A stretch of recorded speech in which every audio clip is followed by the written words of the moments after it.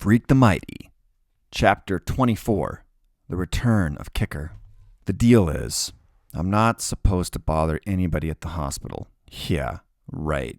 Like me being there is going to screw things up. The way everybody is acting around here, you're supposed to shut up and not do anything but wait, which makes me crazy. So early the next morning when Grim is still snoring loud enough to rattle the window panes, I get up and sneak out of the house. The way I figure, I can check on Freak and be back in time for breakfast. No harm done. Doesn't work out like that, to say the least.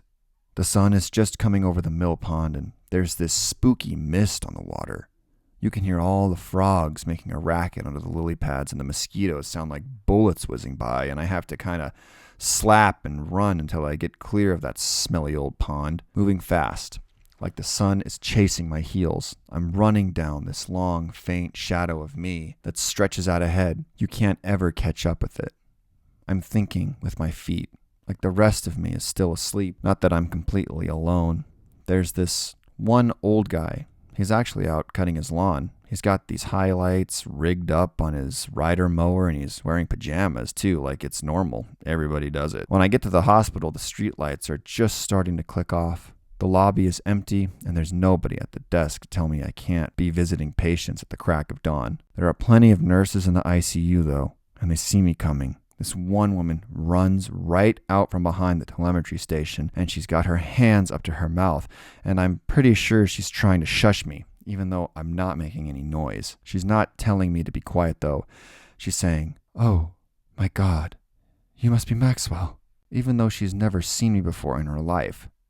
I go, "Is Kevin back yet?" Oh, dear, she says.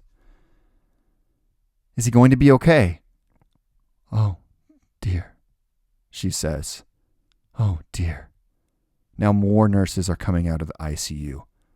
One of them is the one I accidentally bumped into yesterday, and when she sees me, she goes, "Better page Dr. Spivak. Kevin was her patient." That's when I notice that some of the nurses are crying and looking at me strange, and all of a sudden I just go nuts. Just go nuts. I'm saying, "No way! No way!" And this nurse is trying to throw a hug on me and I push her away. Then I'm running down the hall and it's like I'm Kicker again, ready to just blast anybody who dares touch me, and I have to keep running. I'm skidding around the corners and bumping into walls, and no one can touch me, even if they're brave enough to try. I just keep running and running until I get these glass doors that say medical research. The doors are locked and it's dark inside. Behind me, people are shouting to call the guards, and I punch my hand right through the glass, and I'm inside, skidding over broken glass through the dark, and I keep going until I come to this other set of doors. No admittance, no glass this time. They're solid, so I can't punch through, and I'm kicking and slamming into the doors, and that's when all the hospital cops catch up with me.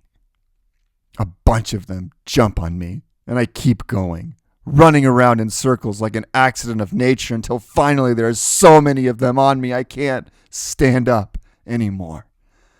They're putting handcuffs on my wrists and my ankles, and they're sitting on me and going, "We'll have to medicate him." And this one cop says, "With what, an elephant gun?" That's how Dr. Spivak finds me, covered with cops. She's this worried face leaning down. Her eyes are red and blurry, and she's saying, "I'm sorry, Maxwell. We did our best. Better let me bandage up that hand. You're bleeding." "He believed you," I say. "You said you could give him a new body, and he believed you." "What are you talking about?" "The special operation," I say. "The bionics unit." Dr. Spivak makes the cops let me up and says she'll be responsible. But they leave the handcuffs on me just in case. And the cop who was talking about needing an elephant gun has this nightstick out, and he's ready to bop me if I make a move. Dr. Spivak sighs and says, "Somebody get me a coffee, please."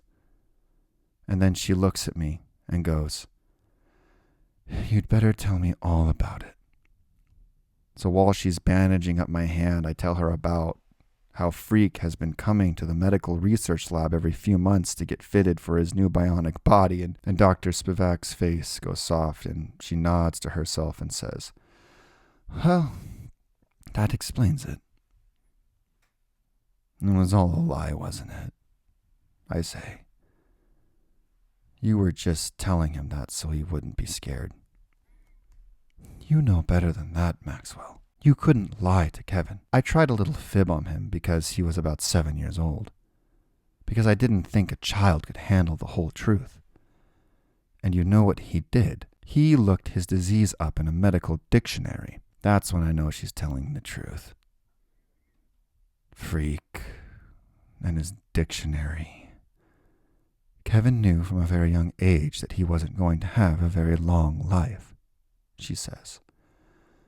He knew it was just a matter of time. So he was lying about getting a robot body.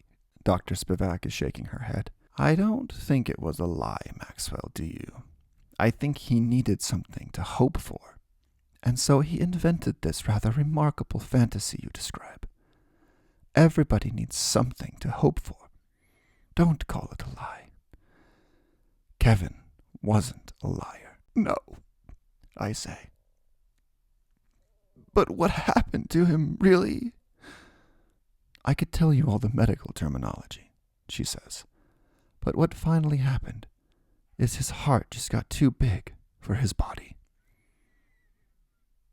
There was talk about arresting me for busting up the hospital. The cop with the nightstick was in favor, but finally they released me into the custody of Grimm. On the way home, he goes, "Do you want to talk about it?" "Just leave me alone," I say. "You got it," he says.